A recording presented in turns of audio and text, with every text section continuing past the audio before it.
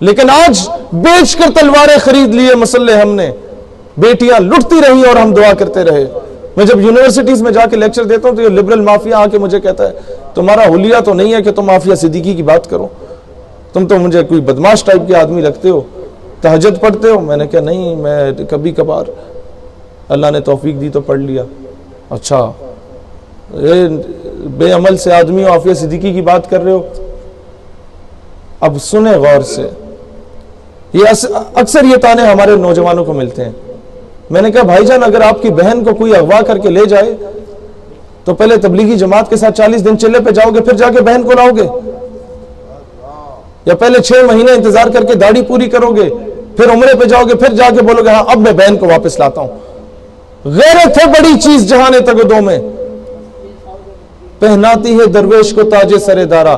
1857 کی جنگ آزادی کے بعد انگریز نے جب مرزا غلام احمد قادیانی کو انٹروڈیوس کرایا نا، تو انگریز نے اس کو بے تحاشا پیسہ اس پہ لگایا اور اسے لٹریچر چھاپ کے دیا۔ اگر آپ قادیانیت کو سٹڈی کرتے ہیں نا، ان کے خرافات کو دیکھتے ہیں، تو 84 سے 90 کے درمیان اس نے کتابیں لکھی جو اس کے ہاتھ سے لکھی گئی ہیں، جو اس کے نام سے شائع ہیں۔ اس کے علاوہ وہ کہتے ہیں 5 الماریاں بھری جا سکتی ہیں جو کتابیں میں نے صرف جہاد پہ لکھی ہیں، اور اس میں کیا ہے کہ دور حاضر میں جہاد جائز نہیں ہے۔ دور حاضر میں ہمیں وقت کے تقاضے کو دیکھنا چاہیے۔ ہم بہت معاشی استحصال میں ہیں، انگریز حکومت کر رہا ہے، ہم نہیں اس طرح کی باتیں کر سکتے۔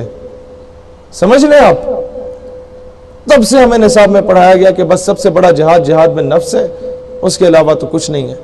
یہ جو لڑ رہے ہیں بارڈرز پہ تو ویسے ہیں۔ مجھے بتائیں آپ لوگ تو یہاں آتے ہیں مختلف زیارات، مجھے تو بھول گیا ان صحابی رسول کا نام، آپ مجھے یاد کرا دیں کون سے صحابی رسول تھے جنہوں نے کہا جب سیدنا بلال حبشی صدا کہتے تھے حی علی الجہاد، اب جہاد کی تیاری کرو، تو کوئی صحابی آئے رسول اللہ کے پاس اور کہا کہ حضور بتائیں کس موضوع پہ مضمون لکھنا ہے کسی کو نام پتہ ہے؟ یا کسی صحابی نے کہا ہو کہ کہاں جا کے فنکشن کرنا ہے یا کہاں جا کے تقریر کرنی ہے؟ سب کو پتا تھا کہ اب میدان عمل میں آنا ہے۔ نادا گر گئے سجدے میں جب وقت قیام آیا۔ آج یہی پیغام ہم حاکم وقت کو کہتے ہیں کہ جناب دلیر بنو، پوری قوم تمہارا ساتھ دے گی، لیکن بنو دلیر۔ ٹیپو سلطان ٹویٹ کر کے کشمیر نہیں آزاد کراتا تھا، ٹیپو سلطان اقوام متحدہ میں جا کے منتے ترلے کر کے کشمیر آزاد نہیں کرواتا تھا۔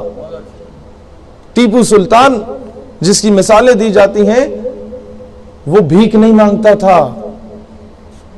اقبال کہتے ہیں نگاہ فقر میں شان سکندری کیا ہے، خراج کی جو گدا ہو وہ کیسری کیا ہے، فلک نے ان کو عطا کی ہے خواجگی کے جنہیں خبر نہیں روش بندہ پروری کیا ہے، اور بتوں سے تجھ کو امیدی خدا سے نو امیدی۔ یہ IMF، یہ ورلڈ بینک، یہ سارا کچھ ان کے آگے بھیک مانگنا، ان سے کشمیر کی بھیک مانگنا۔ بتوں سے تجھ کو امیدی خدا سے نو امیدی، مجھے بتا تو صحیح اور کافری کیا ہے۔ پھر یہاں آ کے ایک طرف شکوہ میں علامہ اقبال رحمت اللہ علیہ بڑی دلیری سے آ کے کہتے ہیں کہ اللہ تھے ہمیں ایک تیرے مار کا آراؤں میں، خشکیوں میں کبھی لڑتے کبھی دریاؤں میں، دی اذانیں کبھی یورپ کے کلیساؤں میں، کبھی افریقہ کے تپتے ہوئے صحراؤں میں، شان آنکھوں میں نہ جچتی تھی جہاں داروں کی، کلمہ پڑھتے تھے ہمیں چھاؤں میں تلواروں کی، اور تجھ سے سرکش ہوا کوئی تو بگڑ جاتے تھے۔ دیکھ کیا چیز ہے، ہم توپ سے لڑ جاتے تھے، نقش توحید کا ہر دل پہ بٹھایا ہم نے، زیر خنجر بھی یہ پیغام سنایا ہم نے، اور تجھ کو معلوم ہے لیتا تھا کوئی نام تیرا، قوت بازو مسلم نے کیا کام تیرا۔ جواب شکوہ میں تھپڑ رسید ہوتا ہے ہم لوگوں کو۔ اچھا تو یہ دلیری دکھا رہے ہو، میرے قرآن کو سینوں سے لگایا کس نے، نو انسان کو غلامی سے چھڑایا کس نے، میرے کعبے کو جبینوں سے بسایا کس نے، تھے تو آبا وہ تمہارے ہی مگر تم کیا ہو۔